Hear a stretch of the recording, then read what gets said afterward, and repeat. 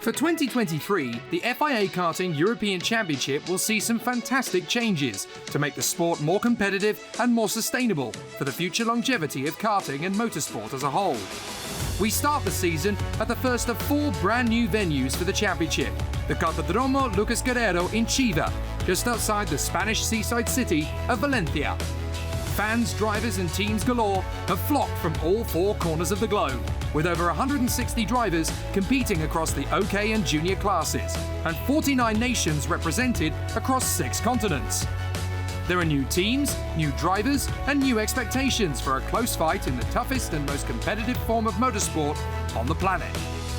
With a new point-scoring system, a new drivers' ranking table, and 4 circuits that have never been used before for direct drive competition in FIA Karting, 2023 is the dawn of a new era for the sport, and a chance for new names to emerge and follow in the footsteps of racers like Lewis Hamilton, Max Verstappen, and Sebastian Vettel.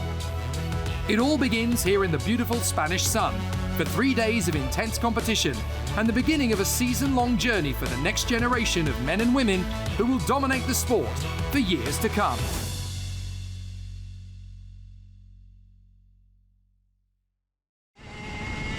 Local star Eloy Gonzalez will be our guide around the Cartódromo Lucas Guerrero.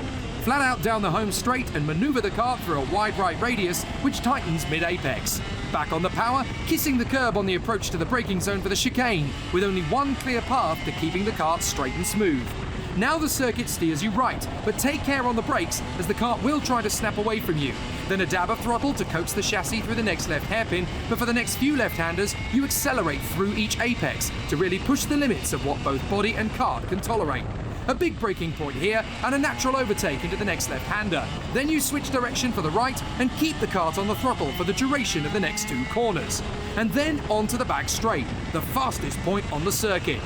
Through the flat-out right kink, you need to position the kart smartly ready for the braking point for the S's. Then a right-left-right complex needs precision and delicacy to align the kart perfectly on the exit to bring you down the home straight once more. Karting has almost as rich a history as Formula 1, and 18 of the current Grand Prix drivers raced in this very paddock at least once. The sport is just as technical and physically demanding, and can be just as dramatic. In the direct drive categories, the karts use 125cc direct coupled water-cooled 2-stroke engines, and are limited to 14,000 revolutions per minute in junior and 16,000 in OK. Drivers are aged from 12 to 14 during the year in the junior category, and 14 and over in senior. The only significant difference between the 2 classes, other than age of driver and power limit of kart, is that the weight limit in OK is 10 kilograms heavier, and that the senior class kart has a power valve at the exhaust. Junior drivers use harder compound tyres and seniors use medium, with only 3 front and 3 rear tyres permitted per driver from the beginning of time qualifying to the end of the superheat, with a new fresh set of tyres only provided for the final. And from this year, there is also an all-new biofuel from P1 Fuels to make karting more eco-friendly in the modern era. But being light, fast and powerful means a tough physical challenge for the driver too, which means that training and fitness becomes a paramount concern to stay at the top of your game. There are 2 types of racing driver here, those that use karting as a stepping stone to the world of car racing, and those that believe karting is the pinnacle, the most exhilarating and intense experience a racing driver can feel at the limit. Drivers past and present are here too, either in an engineering or coaching role, as the desire to nurture and develop the sport's future champions is also an exciting and rewarding challenge. With Formula 1 brands such as Mercedes, Red Bull and Ferrari all connected to the sport's DNA, and famous names either running their own chassis or teams, or even supporting their own child's racing journey, it's an assault on the senses for a young fledgling driver. The sounds, the smells, the colours, the credence, the pride of racing for your nation on an international stage. Nothing is more magical, more prestigious and more breathtaking.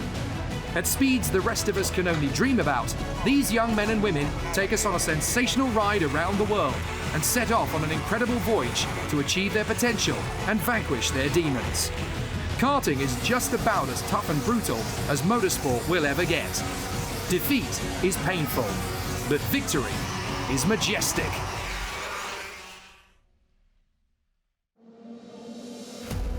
2022 saw one of the most competitive seasons in the junior category for years, with Dimitri Matveev claiming victory in the season opener at Portimao in Portugal. Then in Zuera in Spain came the first Sodi Kart win for years, courtesy of British hero Nathan Tye. The field then travelled to Kristianstad in Sweden, where Paralin's Anatoly Kavalkin triumphed in phenomenal style, before the dramatic season finale at Franciacorta, where Jan Petrovski earned the prize. In the World Championship at Sarno came the fifth different winner of the season, Enzo Tarnvanichku of Thailand. In OK Senior, things couldn't have been more different, as British star Joe Turney took the upper hand early on, with victories in Portugal and Spain, setting the tone for the captain of the Tony Kart squad. But by Sweden, the momentum had swung in favour of Kart Republic and their young megastar, Alex Powell of Jamaica. Winning both the final races of the season demonstrated the team's progress. But despite Powell's fantastic form, the title went the way of his teammate, the consistent Kian Nakamura-Berta. But dominance in Sarno gave Brazil's Matias Morgado the World Championship crown, and Brazil's first for almost a quarter of a century.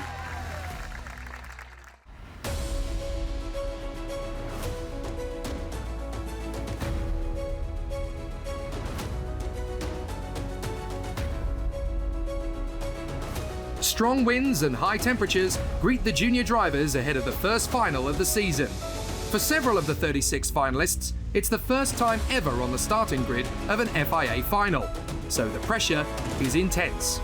But so is the national and personal pride of having made it this far. Multiple drivers have had their chance at the front of the field this weekend, with Elliot Kaczynski of Sweden starting from pole position. But Tibor Ramakas of Belgium, Alexander Bondarev of Ukraine, and Tame Soleil of Germany all have a claim to the winner's dais, having shown exemplary speed and discipline throughout the weekend. But over 18 laps, who will have the advantage?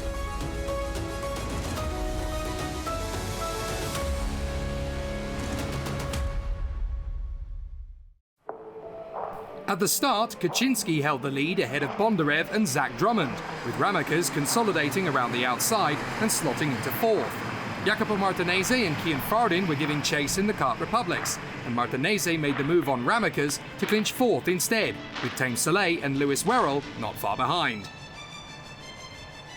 The field started to settle into a rhythm, but Tibor Ramakas made his frustration perfectly clear when he made a bold move into the left hairpin at the end of the second sector and reclaimed fourth place once again. Ahead of them, Kaczynski made a slight error out of the following right hairpin, and Bondarev made no issue of moving into the lead.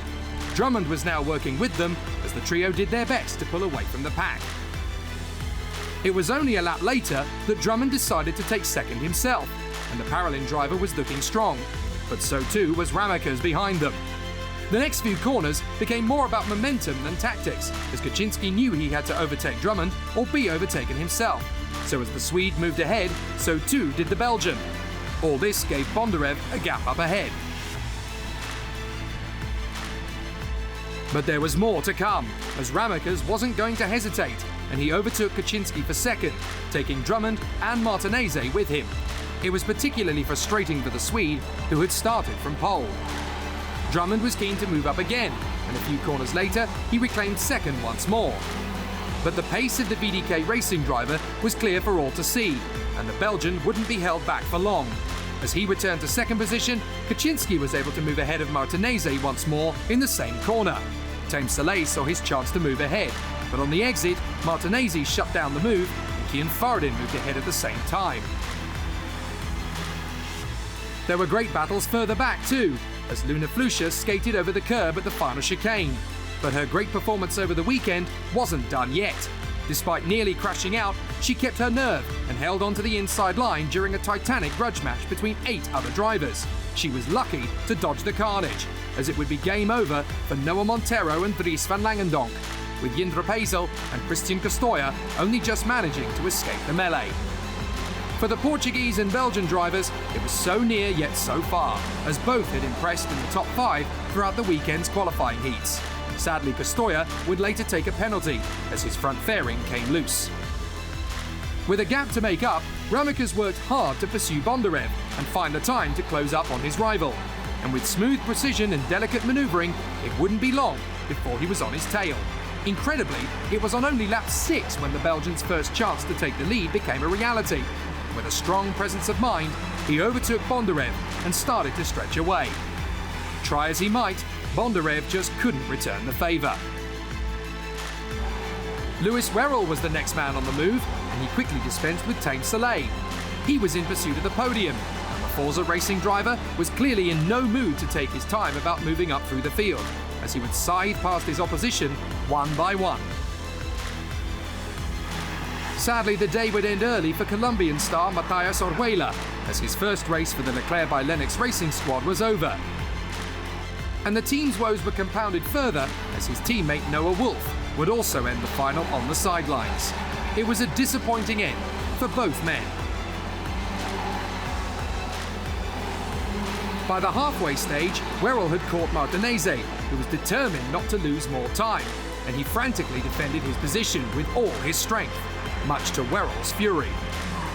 Half a lap later, and Werrell elected to try the safer method into turn 1, and despite a little resistance, he managed to cement the move, and up to 4th he went. It wouldn't be long before Tame Soleil was making his own impression and overtake on the Italian. But behind them both, a more serious threat was emerging in the lightning-fast Stepan Antonov, who was making everybody sweat. Just a few corners after the move, he doggedly stormed alongside his teammate and made sure he wasn't challenged on the exit. Having recovered from last in every heat after being excluded from qualifying, this was an amazing comeback charge for Antonov. It was looking more like plain sailing for Thibaut Ramekers as he continued to set the pace, and after a string of fastest laps, it was clear that nothing bar a mechanical failure was going to prevent him from clinching victory. There was a sad conclusion for Ethan Lennon, as his ex-Brit didn't go the distance, and his teammate Louis Werrell would now have to uphold the squad's honour alone up front. By now, he had caught Drummond, and he surged in front to snatch the final place on the podium for the time being. But could he keep it? These two drivers were now quite used to battling each other, and they had a lot of respect for their opponent. It was demonstrated in earnest when Drummond made his next move, and there was space enough given to ensure there was no collision. Incredibly, just a few corners later, Werrell would make another dive inside Drummond, and third position was his once more. Werrell felt he had to defend from that moment, and Soleil saw an opportunity to overtake Drummond, which he did with solidarity. Antonov was now looming behind them both, and there was a genuine chance that the Kart Republic driver could climb all the way to the podium. His first big move was on Drummond, which not only worked, but unsettled the Scotsman in the final chicane. Elsewhere, Al Baksoy and Alphonse Mietinen would come unstuck in their first weekend of the year, with neither driver being able to restart. Fardin then duelled with Martinez, but their slight contact held both men up, and Drummond saw his own chance to move up 2 positions, which he seized gladly. In the closing stages, Drummond would struggle to keep his rivals at bay, as Fardin crept ahead, but Martinez and the Austrian talent Niklas Schaufler were able to move ahead of both men in one move. Flusha bounced back in style too, until Fardin decided he wasn't happy with that. The momentum lost gave Davide Bottaro and Salim Hanna the chance to cut through.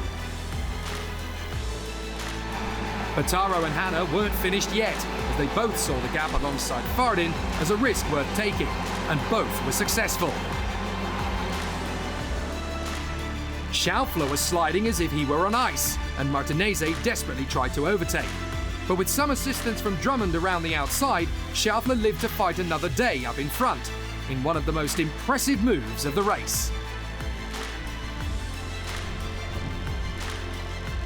But out in front, there were no issues for Thibaut Ramekers, and the quiet and calm Belgian was able to push further ahead and complete a perfect run to the flag. It was a great win for VDK Racing, their first for a few years, and a terrific return to form. Bondarev and Werrell would complete the podium with Soleil and Schaufler in tow. Fardin would be 6th ahead of Antonov and Drummond, whilst Bottaro would survive just ahead of the pole-sitter Elliot Kaczynski, who was devastated that it all slipped away.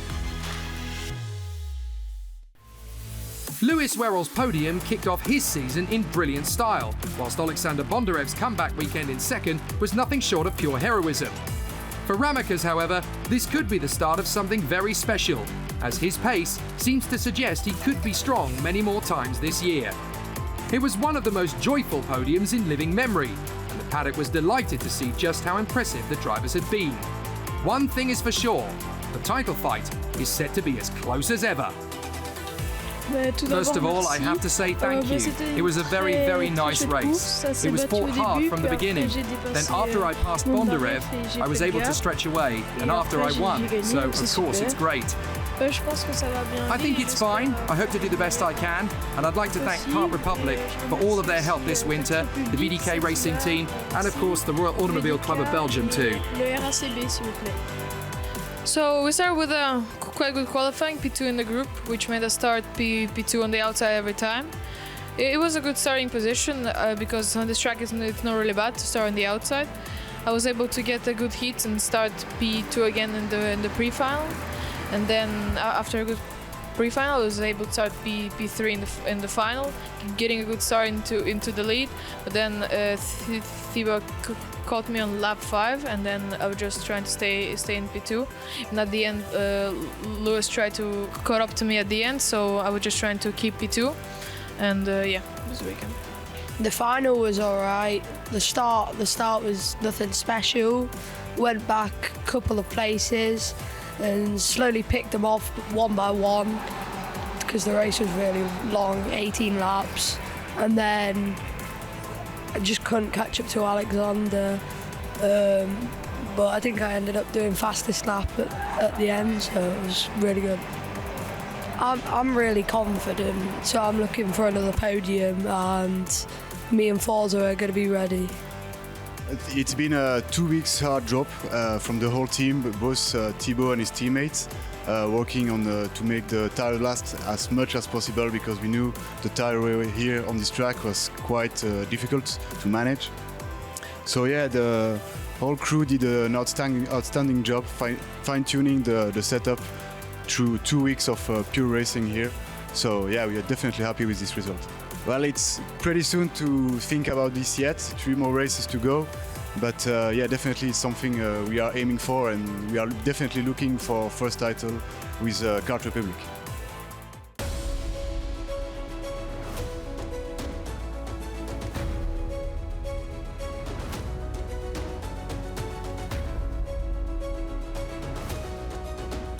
Over the next 25 laps, the fastest direct drive competitors in the world will quest for victory, as the European Championship, previously won by Lewis Hamilton and Max Verstappen, will become the prime focus of every finalist, which includes all of last year's FIA Karting champions. From qualifying through to the heats, nobody has beaten Gabriel Gomez so far this weekend, as the Brazilian in the CRG has been in dominant form. But that doesn't mean he'll have an easy final, with René Lammers, Thomas Stoltjemanis and Jan Piotrowski all giving chase behind him. And who knows what Alex Powell or Joe Turney could produce after their wins in 2022. It's time to fight for glory.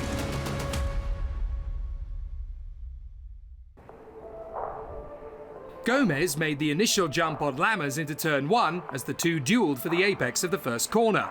But it would all go horribly wrong for Frenchman Arthur Poulain on his Tony kart, as he would pirouette around at the first corner after the mildest of taps from David Walter.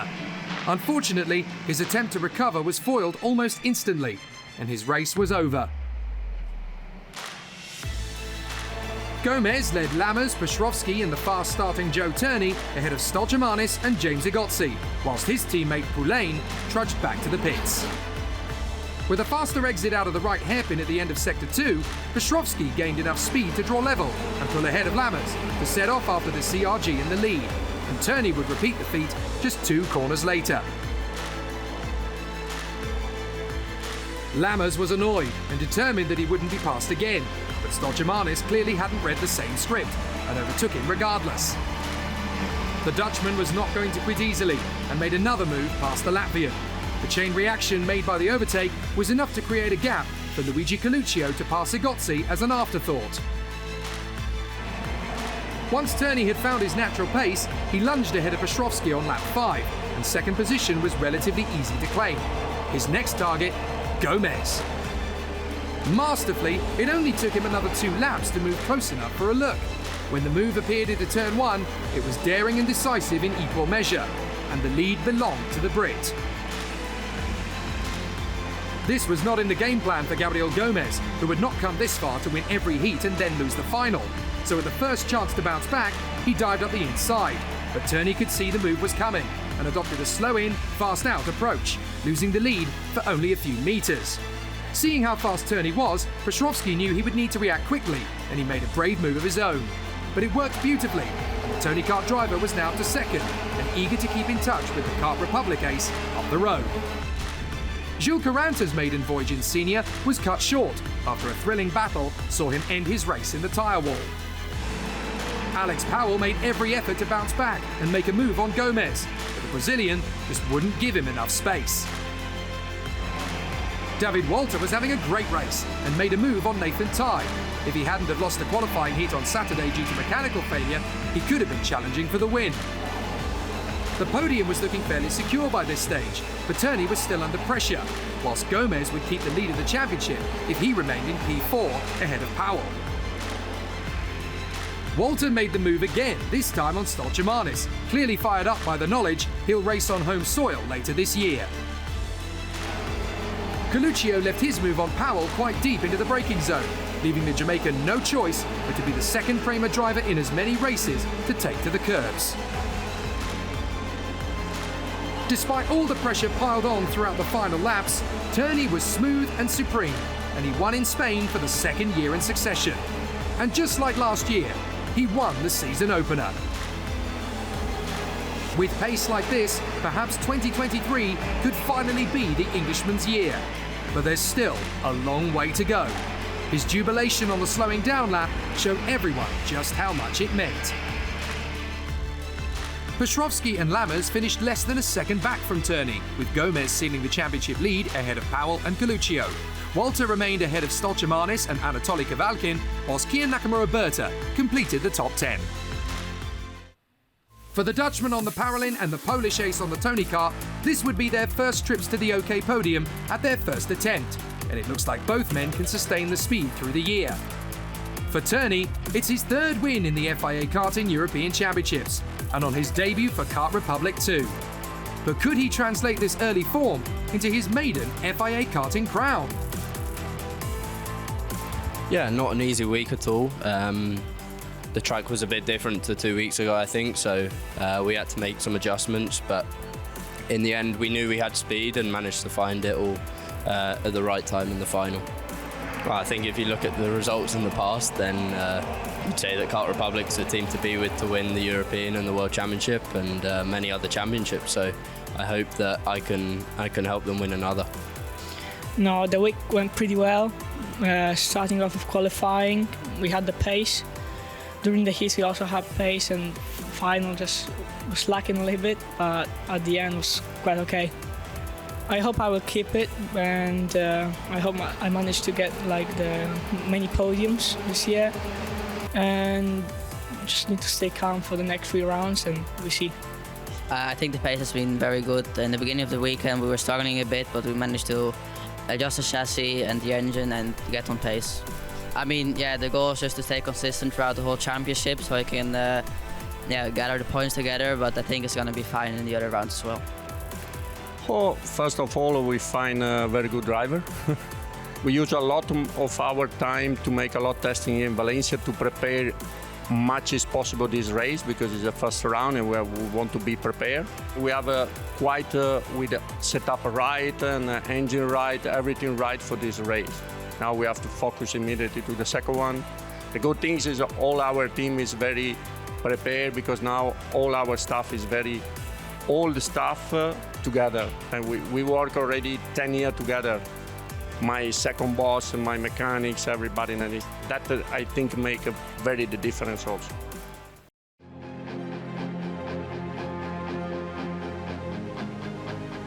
Kart Republic couldn't have started the season any better. The quiet and calm Belgian Tibor Ramekers kicks off the season in perfect style and now has a 9-point lead over Alexander Bondarev in the title fight.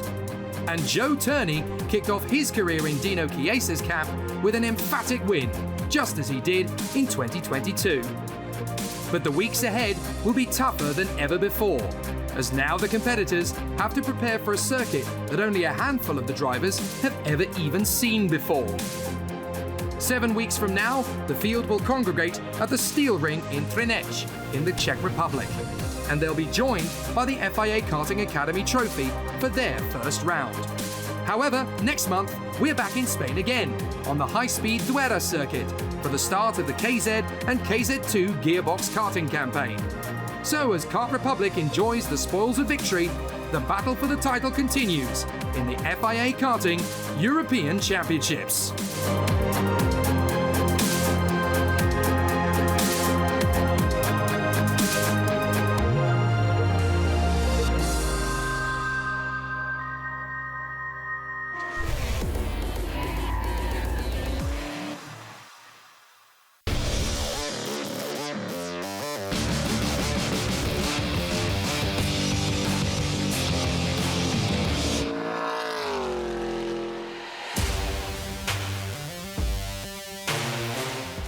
Well, welcome to a very sunny New Orleans, Louisiana, here at NOLA Motorsport Park for round 2 of the Big Machine Vodka Spike Coolers TA2 series. I'm Jonathan Green, alongside me, Al Unser Jr. We are looking forward. As you can see, the grid has formed up behind us. It's perfect weather for racing. And Rafa Matas, our former champion, leads the championship after Sebring.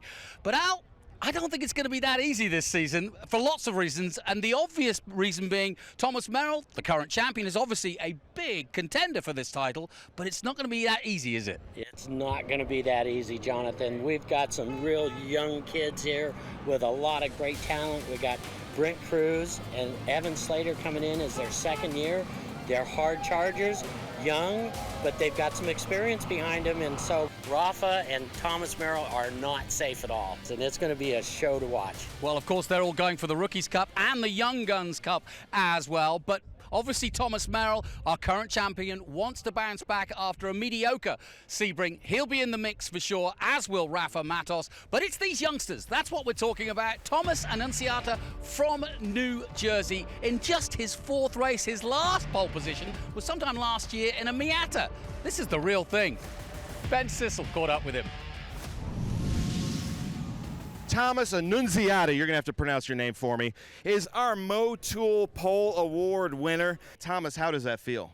Oh, it feels great. I mean, only 4 times in the series. I'm still learning how to race in this series. They're long races, but I'm starting to get used to the car, and we finally put a lap together in qualifying early, and I'm happy to have early success here in the Trans Am series. Well, gentlemen, I'm going to take a little break here, send it up to you to walk us through our huge grid in the TA2 series.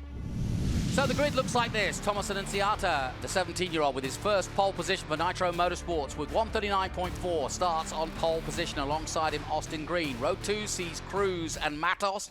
The champion, Thomas Merrill, is in 5th place, and a little further down, great to introduce Mariano Werner from Argentina. He starts 7th. A little further down from them, Archer Wostowski, Borchetta, Zilic in 11th, and then further down, Darren Mock in 14th position. The Australian champion, Nathan Hearn, starts 15th.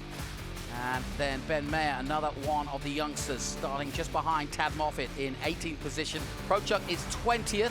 And then further down, Doug Peterson starts 23rd. Caleb Bacon starts 24th.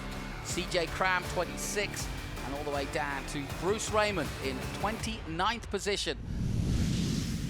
So we haven't been to NOLA for a few years, so we thought we'd talk to a gentleman who's driven the circuit before that, of course, Keith Prochuk. We asked him what his thoughts were on the NOLA track.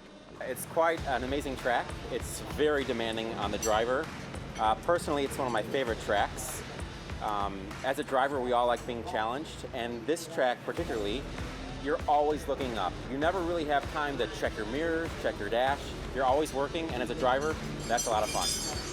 This is, I think, one of those few tracks where if you look at the in-car video of the top drivers, they always look out of control, but they are always sending it. It's quite amazing.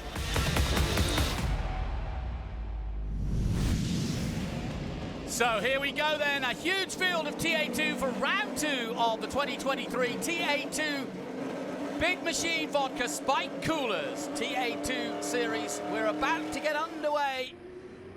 Brent Cruz on the right-hand side. And Rafa Matos effectively vaulted forward. Austin Green there alongside Brent Cruz, but Rafa with a chance now to go for the lead. But already Merrill makes his move. And round the outside goes Rafa, side by side with the youngster, the 15-year-old Brent Cruz, sponsored by Franklin Road. Yeah, you better watch out because Thomas Merrill's coming on the flank there to make it three wide. Thomas Merrill for the lead. Look at the champ, 2022 champion. He's going to get Cruz spun. picks it up. Yeah, because he got a good hook in the back there by the 89. I'm sure that was unintentional, really close, tight racing, but man, that really set that whole group back. Brent Cruz, and look at Evan Slater, the youngster, up to P2. I promise you, that owner of Ken Thwaites is certainly enjoying the start of this race for his youngster. Well, Dylan Archer, who we're on board with now, he got a good start. They all went past Rafa. He got kind of balked there. But yeah, Evan Slater, look at him go. Dylan Archer losing out then to a couple of guys, including Lostowski as he goes by. Great onboard pictures now. Yeah, that'll be a great replay actually to get is on that start, because what happened there was the 89 started to hook. Started to hook the 26, last year's champion, and that was starting to send a little bit of a spin, and everyone checked up and did the right thing, so we didn't have a wreck, but it really lost a lot of spots and mixed it up really quite well. As we're on board, the Hawk on board here with Adrian Vlastowski. Yeah, Lostowski, we're getting great onboard shots already from this race, but we have lost the pole man. He has disappeared, and Inciata, the young 17-year-old man from New Jersey, getting his first pole in just his fourth race, but doesn't even make the pace lap. Out of the last corner comes Brent Cruz, our Rookie of the Year last year at just 15 years of age. Behind him, though, Thomas Merrill, the champion. Yeah, Brent's a phenom here, and he's already getting a little protected. Oh, Mariano Warner, you know, we had such high hopes to watch Mariano go out there and do his thing, and he's on the hook coming back, so that's a shame, but we still got a great race up front as we come back to Austin Green here in the number 89 three-dimensional services group Chevy Camaro. He's leading around Evan Slater, and those two youngsters, as you see, Rafa Matos diving deep on Evan Slater. Rafa. Well, he said he was going to hold back, but I think he's got a bit ruffled from that opening salvo, and Rafa wanting to stay with the leaders. He told me he just wanted to sit back and watch what happened to the front, but he doesn't want to lose the front, and so he wants to stay with the lead group, that's for sure. That's the plan, right? I just find it adorable that Rafa said, I'm going to lay back. I just think that's so cute of him to say that, because that's not his style. I do not believe that at all, Adam. Not at all. I mean, he's just being super careful that opening lap, and then now let it get single file as a champion would, and then start picking them off one by one. Yeah, it looks like he's going to really rely on his teammate there. Austin has got, he's got some speed to show right now, and he's really on the charge. I think he was expecting to get out front and kind of take off with this thing, but he's going to battle pretty hard up there. He's P3 right now, Austin Green, with his teammate right there that we're on screen with, Rafa Matos, the two-time champ. Brent Cruz leading the way, and the heat from Thomas Merrill dissipated somewhat. Now he's got the two yellow perils behind him of Rafa Matos and Austin Green. Yeah, it looks like maybe Thomas went for a little bit more straight line speed, has a little less rear end grip, a little less wing angle on that car. He's not getting through the handling section as good, but he's definitely down the straight line. Guys, what do you see here as we look at the replay? So yeah, Thomas just got too much of the curb. Loose. Yeah, he got too much of the curb. He grabbed a little bit too much of that curb, and we run a very aggressive suspension setup on these TA2 cars right now to get the best advantage of that Pirelli tire. We have a full caution, our first of the race. And the reason for the caution, Boris Said Jr. out with a mechanical problem. So that has brought out our first caution of the race. We're coming out of the final loop now, the pace car out of the way and into the pit lane. Brent Cruz now in charge of the restart. Now, what will Rafa, what will Austin Green, who we're on board with now, do at the start or the restart of this? Great opportunity for those chasing. Restarts are tricky in TA2. You are not allowed to make a pass until after the start-finish line. So you're not even allowed to poke out. So you're not going to see any movement. So you'll know exactly where the line is, because that's when the cars are going to scatter. Yeah, absolutely. But a good, clean start by the looks of things. And yeah, nicely done by Brent Cruz. Austin Green's lost a place to Zilic, maybe. No, he holds it in through the big machine. Spike coolers, turn one, and holds on, does Evan Slater. I was looking, I told you, Connor Zilic, watch out for my youngster right there, because Connor is on the hunt for Austin Green right here. He is tucked on the 89. Also, over the break, want to make sure all the Boris Said Junior fans out there, unfortunately, the 86 went back to the paddock. So unfortunate for that Peterson Racing team and camp. Sorry to see that, but wanted to make sure that we reported on that youngster and where they're at for their fans. Well, here comes the Aussie too, because Nathan Hearn is making waves on board with Dylan Archer. He's just behind this battle. 9 of the 37, a long way to go yet. Well, it looks as though Hearn has got past Slater, and he's now around the back of, and you can see it for yourself, of Thomas Merrill, our current champion. So the Aussie champion against the American champion on track, the 26 versus the 29 as we go on board with the Aussie. You know, I had the pleasure of having quite a few conversations with Nathan Hearn this weekend, and what a fine young man he is, and a talented driver. Looks like we're under a full course caution again, so don't know what's caused this one. It's Barry Bowes. He's in a safe spot, that's for sure. I think he's on the exit of turn 1 there. But right now it's Brent Cruz who is leading the way here in TA2. All right, Brent Cruz will do it again. Let's see if Rafa Matos holds back or goes with him this time. Hearn looking for a way past the champ. The green flag waves. Yeah, Brent Cruz accelerates away. Everybody line astern. They can't commit to overtakes yet, but now they're starting to spread out. Zilic looking for a place. Green trying to defend. Into turn 1 they go. Rafa Matos tucked in nicely this time, and Merrill under pressure this time from Zilic. No, Thomas Merrill took that spot from Zilic. Sorry, yes. So that was a beautiful move by Thomas Merrill on the outside of Connor Zilic, getting that inside run into turn 2. Whoa! And Hearn takes both of them. And look at Hearn, Nathan Hearn, knowing what he needs to do. What did he say, Jonathan, at the pre-race? I have to find the gaps in between the corners and really make that dive bomb move, and that's exactly what he did right there. Open up the door, and looks like Thomas is going to give a little shoulder rub and say, hey, buddy, you're looking at the American champ here. This is great racing. Merrill got through, but Zilic, and now the Hawk-sponsored Adrian Lostowski in the hunt, but Nathan Hearn just stole a march on both of them as wide goes Lostowski. Luckily, he gathers it all together, keeps it forward, just about. Yeah, Adrian, boy, it caused a little bit of an effect back there, a little bit of a cause and effect. He's had another car that ran off right as they went off the shot there. So looks like Adrian lost all the air on the front of the car, and the car just shot. He tried to get it recovered, but he put the wheel in, and we didn't get any turning. Yeah, he did. He overshot that corner pretty bad. Yep.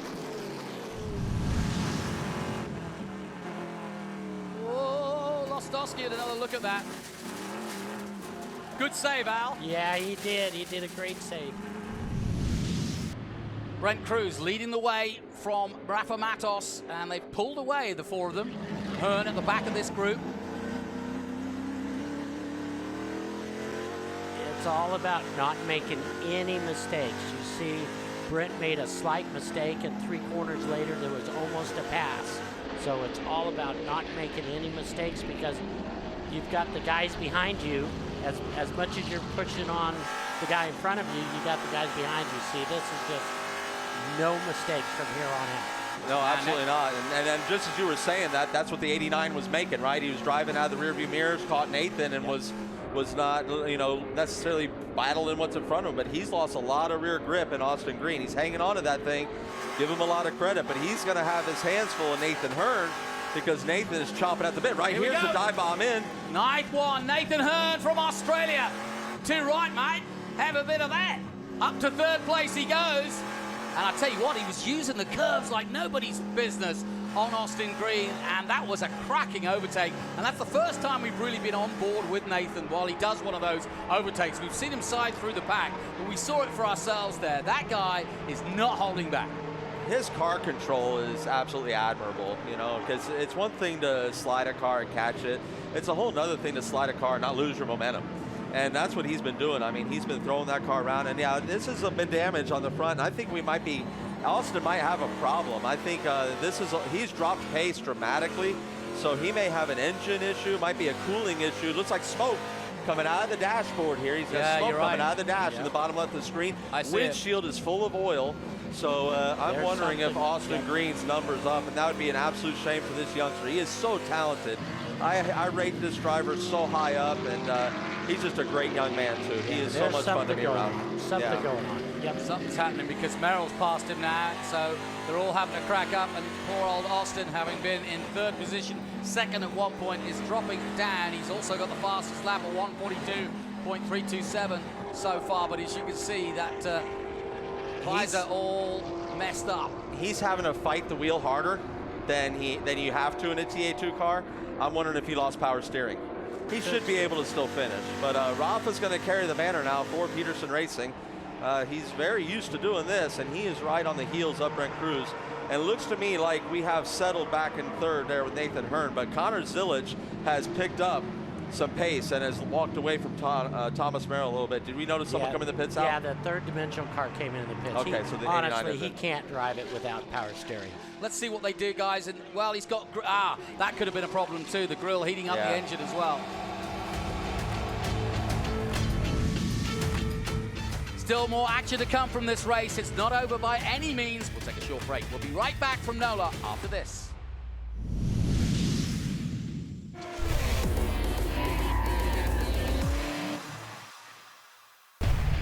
Welcome back to this TV presentation of the Trans Am Series presented by Pirelli and the Big Machine Vodka Spike Coolers TA2 Series. How about it? Yeah, an incredible drive from the number 90 to recover from the back of the grid. And Annunziata, the young 17-year-old, and he's got all the way back up to 6th place. And now he's having a go at trying to overtake the current champion, Thomas Merrill. But the clock is ticking, and Dylan Archer looking for a good finish for him. A good 7th place would be not bad for Dylan Archer. That would get him back on track, if you like, especially as he's going to beat Evan Slater and the likes of Borchetta and Gray. But the real battle here is between Merrill and Annunziata, and to see if Zilic, Hearn, and Matos can get on board and get ahead of Brent Cruz. We could have a real grandstand finish in 2 ways here as the laps come down. But we're now getting down to the business end, boys. What are your thoughts? How's this going to play out? Well, back to Dylan. Dylan is at that point in his career where this is what he needs to do. Consistent 7th place finishes and more. And then you're going to be consistent top 5s. Then you're going to be consistent podiums. Then you start winning races. So he's doing the methodical approach the way he needs to do it at his experience level. So my hat's off to Dylan Archer and how he's driven this 100 miles up to this point. The race has kind of unfolded how I envisioned it to be a little bit, once it's sorted out, a little bit follow the leader, because it is a very difficult place to pass. I hate to beat that dead horse, but it just truly is, as you can see it. And when you have a tightly controlled rules package like we have in the Big Machine Vodka Spike Coolers TA2 series, then you're going to make sure that it's very difficult to pass at a place like this. So that's what we're seeing here. And Dylan is at this point really all by himself. He's hoping for a caution too, Al. Absolutely. With those guys running behind that top 4 trio, that's all, and they've pulled out away. Yeah. So the only way to get to them by the end of the race is to have a full course. That's it. Slater going past Raymond at that point. Bruce Raymond currently in, 20th position. And a little damage to the cars following. And there's Keith Prochuk in the number 9 coming through. Shot there. Not a big weekend for him so far, but still going well in 13th position just behind Ben Meyer. And then we see some moves deeper here in the field as we see Adrian Vlastowski's got some front end damage from when he ran off there. As I said, these splitters are so sensitive that, here at NOLA, you cannot make that mistake because it is like Baja out there in the swamp, and it just takes one divot to dig that in. Rip it right off. Yep. And I hear something dragging on Rafa's car right then. I'm picking up a little bit of a touch, a little bit of a drag that I didn't pick up. Hear that? So I'm wondering if he's got a splitter brace that broke and he's got a splitter on the ground, which will dramatically affect how that thing drives, because I'm definitely hearing a noise I have not heard before out of that 88 car. And I promise you Rafa can hear, but I don't see anything wrong up there, Al. His front end looks good. Well, he wants that spot, doesn't he? Yeah, he does. We're coming around now. There's 5 to go. It's time to do it. It's time to make sure you're putting the deep pressure on the leader. That's for sure. So then, we are ready for a grandstand finish. We believe Rafa's struggling somewhat. That could play into Hearn's hands. Cruz, on the other hand, is actually cruising along here. He's got us more of a gap than he's had in previous laps. He's got a bit of traffic ahead of him, though, and that could come into play. 34 of the 37 gone. We're looking at the Cube 329 of the Australian, the Berryman-sponsored Nathan Hearn. Zilic has dropped off a little bit in 4th place. I mean, again, I can't say enough about Brent Cruz and the way that how poised he's been in leading this race, operating in this race, controlling the race in the way that he has. You know, from up here, we could only spot a few mistakes, and I'm sure Brent, as critical as he is of his own abilities, he probably spots 2 or 3 per lap, but, you know, he's doing such a magnificent job out here in front of in front of probably one of the best drivers that we've seen in a generation, Rafa Matos, and again, one of those generational drivers, as I spoke to before. We're seeing last generation of Rafa come up against this generation of Brent Cruz. I totally agree with you, Adam. Brent's just doing a fantastic job today. It's a very accomplished performance because Rafa's no fool, and he would pounce if the opportunity was there. He's been close enough the whole time, and he'd prefer to lead, I'm sure. He doesn't want to sit there in second and risk anything. He wants to win races.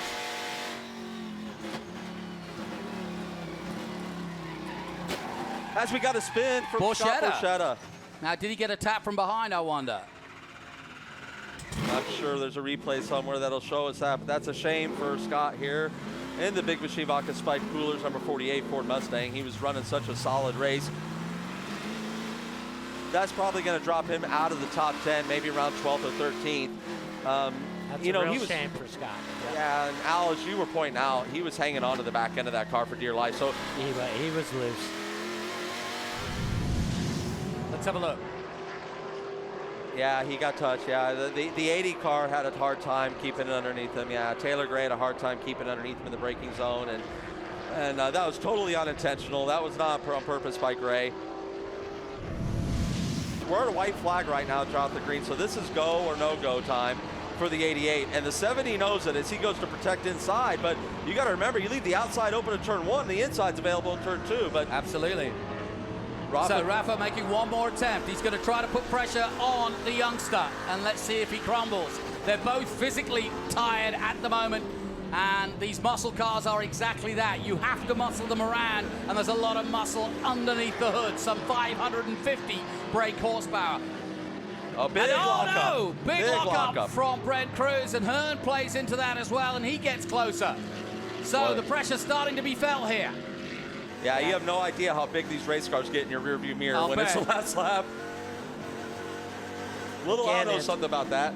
All about not making any mistakes right now for Brent. Brent just needs to drive his line and ignore Rafa, and he's going to be all right. Yeah, you're absolutely right. There's one more passing point coming.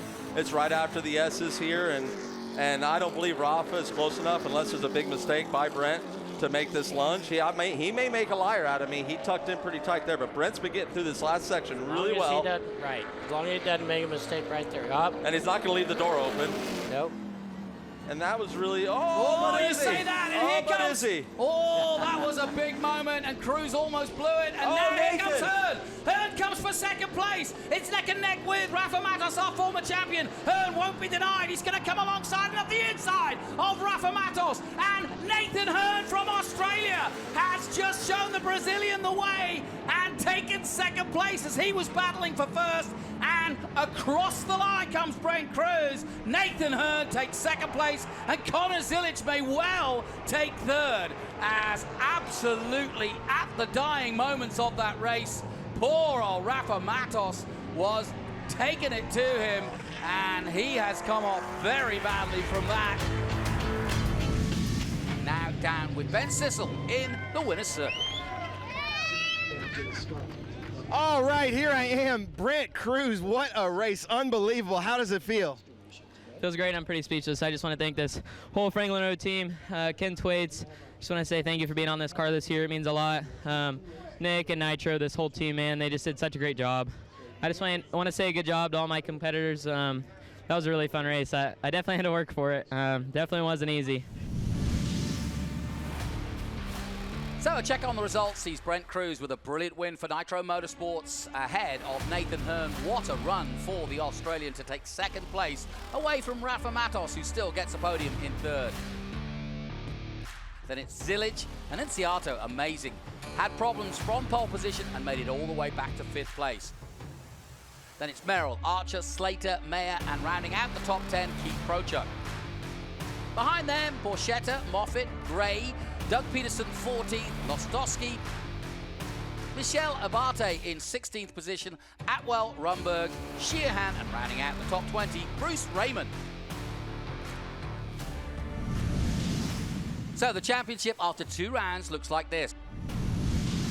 Rafa Matos out on top with 203, but he's only a few points now ahead of the youngster Brent Cruz on 197. Then more youngsters, Zilic, Slater, Merrill the champion is in 5th place with work to do. Then it's Austin Green, he's going for the young guns, he's 6th overall. Nathan Hearn moves up to 7th place now, and it's Gray 8th, Moffitt 9th, and Lostowski rounding out the top 10. Now the battle for the young guns is also hotting up after 2 rounds. Brent Cruz leads the way with 197 points. Then it's Connor Zilic, Evan Slater, and Austin Green rounding out the top 4. Nathan Hearn in that hunt, the Australian in 5th place. Then Taylor Gray 6th. Tad Moffitt in 7th position. Connor Mosak 8th. Then Mayer in 9th position. Rounding out the top 10, Darren Mock. Well, that's it from New Orleans and NOLA Motorsport Park. A great weekend had by all, and we'll be doing it all again very soon as next round we head to Road Atlanta. From me, Jonathan Green, and the rest of the team, bye for now. Congratulations, gentlemen. What a race.